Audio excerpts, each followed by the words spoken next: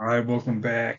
Another night of fighting internet nonsense. This one's going to be on the economic proposals of both candidates. I have another video on the economic history of both parties. You should definitely check that out. But this is the looking for the evaluation of the economic proposals. All right, we're going to start this off with Trump, Mr. Tariff Man. So, tariffs are a tax paid on imported goods from another country. They're paid by the importer. So, if you import steel from China, if you import wine from France or Italy, the importer is going to pay that tax, not France or Italy. Again, the person buying the wine from France pays that tax. And Trump is a massive fan of tariffs. Listen to him. The word tariff is the most beautiful word in the dictionary. More beautiful than love, more beautiful than respect. Sir, you really have to see them. I said, I don't want to see them. I will impose whatever tariffs are required, 100%, 200%, 1,000%. Sir, you. All right, going to run through a real quick example on how tariffs work. So we got three companies. We have USA Steel, China Steel, and General Motors. Right now, steel's at $500 a ton. So if Trump does a 20% tariff, that tariff on the Chinese steel goes up to $600. USA Steel knows this, so they're going to mark their price up to $599. And what's going to happen is GM's going to pay around $600 a ton for all their steel. So what this does is it quote unquote protects USA Steel. So they'll get some increased profits and market share. But basically, this comes at the expense of every single company and person that buys steel in the United States. And the companies generally pass, like General Motors is just going to pass that through. That's what we've seen historically. So again, the data shows that these tariffs are basically passed on to customers. So GM has to pay an extra $200 a ton on steel. So everyone's car is more expensive. Everyone's washing machines more expensive. New buildings, roads, bridges are also more expensive. In addition, Chinese government doesn't like this, and they'll impose their own tariffs. They're totally capable of doing that. This is called a trade war, and Europe and everyone else is geared up for a Trump trade war. So what would happen is USA Steel can no longer export to China, Europe, wherever without paying 20%. So the overall trade in the economy goes down, and all the prices go up by 20%. So quick math, USA imports about $3 trillion worth of goods. You throw 20% on there at 600 billion. There's about 170 million workers. If you do the math, about 3,500 workers, you'll see figures around there, but that's basically the math. Also tariffs. So China steel can be made in the United States, made in China. There's products like coffee that can only be made in coffee growing regions like Brazil. So throwing 20% tariff just does nothing, and it's just a straight up 20% tax on the customer. So again, tariffs, not a great policy.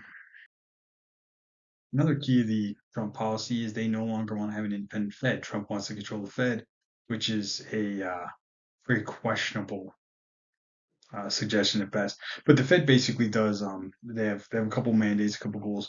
Conduct the monetary policy through interbank lending rates and buying selling treasuries, and they help maintain the stability of the financial system. The reason the Fed was created was some horrific depressions in the late 1800s and early 1900s. Bank runs. They'd have massive collapses in aggregate demand. We went through the econ stuff in the last video, but independent Fed keeps things good and solid on the long term. So, for example, if we wanted to juice the economy in the short term in an election year, we would drop all the interest rates. And right now, interest rates remain elevated because we have an independent Fed, because that's what's best for the country long term. And Trump wants to get rid of that and make the Fed political. Another key tenet of the Trump economic government policy is deporting 20 million illegals. First off, there isn't 20 million illegals in the country. And then second off, this is basically insane. This is 7 times the population of Chicago. So if you go to Chicago, you see all the skyscrapers, you're going to be like, wow. It's 66 Pittsburghs. It's the entire population of Ohio and Michigan combined. If you look at a 737 that holds about 200 people, it's 100,000 flights. It's 6%, it's basically 1 in 20 people. So if you, let's say there's 100 people on your street, right? Or 50 people on your street, 3 getting deported. That's nuts. They've done estimates, it's about $1 trillion. U.S.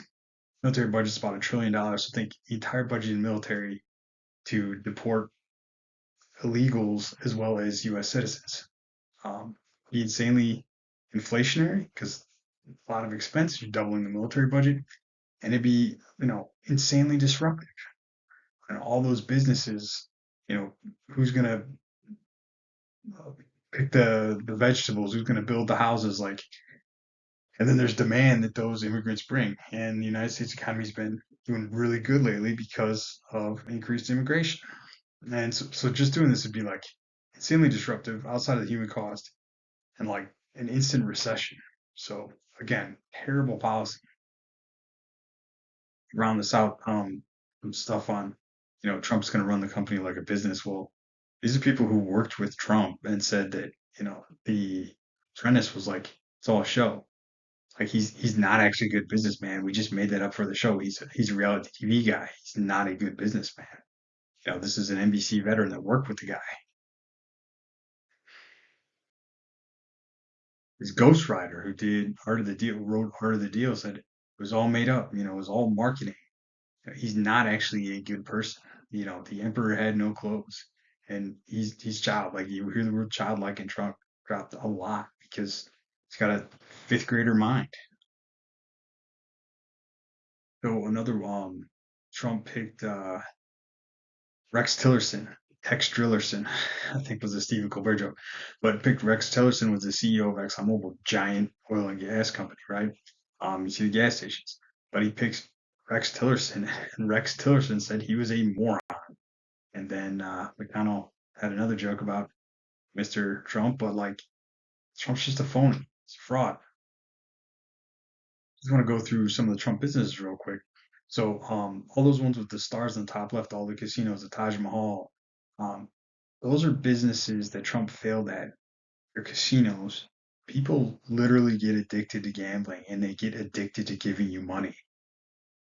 And the fact that you can go bankrupt in a business like that is actually incredible. Like that's quite an accomplishment to bankrupt a casino where the customers get addicted to giving you money. Different example, you can evaluate Trump's business acumen if you just take, investing in stocks. So if you get $400 million from your dad in the 80s, the stock market returns about 8% a year. You can just do the math and compound that. So 8 to 39th power times 400 million is about $8 billion. Trump's net worth is less than that, which means if Trump had done nothing with his life, just put it in an index fund and went to the beach, he would be worth more money. Like he's worse than the average person, average business person in the S&P 500. Like he should have just invested in money and did nothing, and he'd be worth more money right now. So like the fact that he bankrupted casinos, like I said, really incredible. Here's Mitt Romney in 2016 on the Donald. There's plenty of evidence that Mr. Trump is a con man, a fake. Mr. Trump has changed his positions not just over the years, but over the course of the campaign. And on the Ku Klux Klan daily for 3 days in a row. I predict that there are more bombshells in his tax returns. I predict that he told the New York Times that his immigration talk is just that, talk. He has too much to hide. Mr. Trump is directing our anger for less than noble purposes. He creates scapegoats of Muslims and Mexican immigrants. This is the very brand of anger that has led other nations into the abyss. Donald Trump is a phony, a fraud.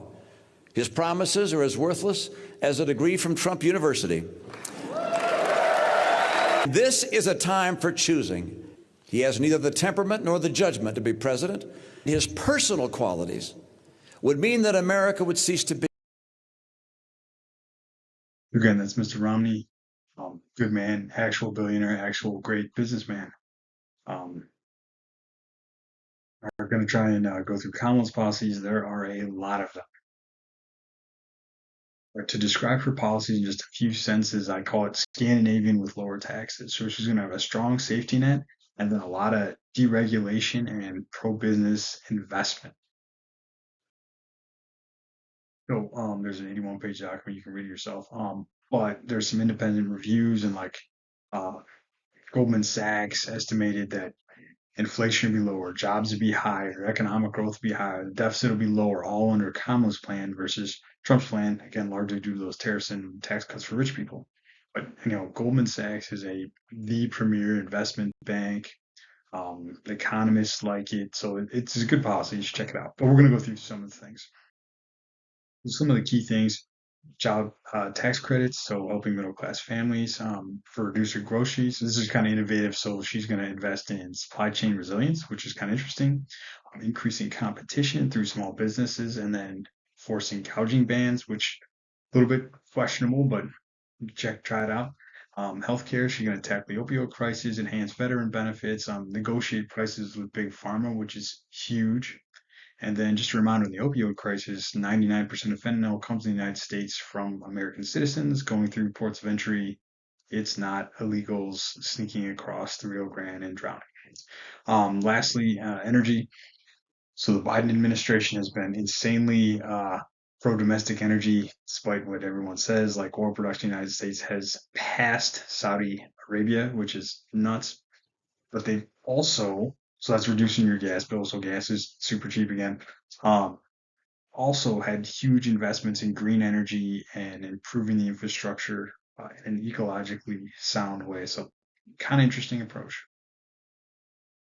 So other elements, so financial protection, protecting you from junk fees. The housing policy is kind of interesting because like there's a lot of it is deregulation, which is traditionally Republican. Um, so build what you want on your own land. So Democrats have adopted that, and that's actually really good policy and the best way to do it. And then she's also have $25,000 for new home buyers, which is kind of your traditional Democratic policy, which is subsidizing demand, which is a terrible way to do it. But the pro building policy is like super important and really, really good. There's also a lot of benefits for small business. I put some screen grabs here. Um, expand business in rural areas, removes government red tape at the federal, state, and local level, and then remove occupational licensing, which is actually a huge and super beneficial policy. In some states, cosmetologists have to go to school for years and then rack up tens of thousands of dollars of student loan debt to cut hair. Like, that's insane. There's a lot of jobs like that. So, free up the marketplace. It's going to hit on a few more items. Like, so then there's a lot of direct investment, industrial policy. So like CHIPS Act, so they're going to keep that. So investment in manufacturing and industrial capacity is just went off like a rocket ship. They used to joke about infrastructure equal. Biden Harris team did it. They're going to keep doing it. There's a lot more policies in her 81-page document. You just Kamala Harris 81-page PDF and go through it. It's not actually that bad. There's a lot of graphs and stuff, but there's a lot of good stuff in there. All right, just to include these slides up here. So Trump tariff, we went through the tariffs, went through the examples. Um, Very disruptive, reduces trade. China doesn't even pay the tariffs; the importers pay the tariff. Start trade wars. It's like super inflationary and can cause recessions and depressions, as it did in the 1930s with the Smoot-Hawley tariffs. He wants to deport 20 million people, which is insane. Also, very inflationary and would cause a recession as well. Tax cuts for rich people. He just has concepts of a plan. And I think one of the big things I want to drive home is in the past, you had Rex Tillerson's and uh, Mattis that would stop him from doing this stuff.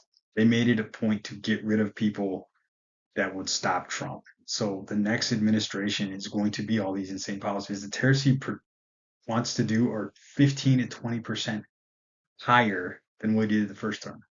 So we didn't see a lot of Trump policy. That was just a continuation of Obama policy with tax cuts for rich people. We have yet to see true Trump policy. And like I said, his business record is abysmal. So that's not something I want to do. I will be poor under a Trump regime. You will be too. Everybody will, except for Trump. So keep that in mind. The Harris policy is an extension of today. Like really, really good economy today. Everything's strong. We're through inflation. Job growth is great. Industrial capacity is great. Energy prices are good. It's going to look a lot like today. She wants to increase deregulation, which I think a lot of sectors that makes a ton of sense. So that's really good. invest in critical infrastructure. Again, really, really good stuff. And then protect customers from junk fees and gouging. So, that's my opinion. But then all the major economists and like Goldman Sachs, like the investment bank, and we think like the Wall Street bankers, like the guys who are really plugged into business, they also think this is much better policy. So that's it. Hope you learned something. Talk to you later.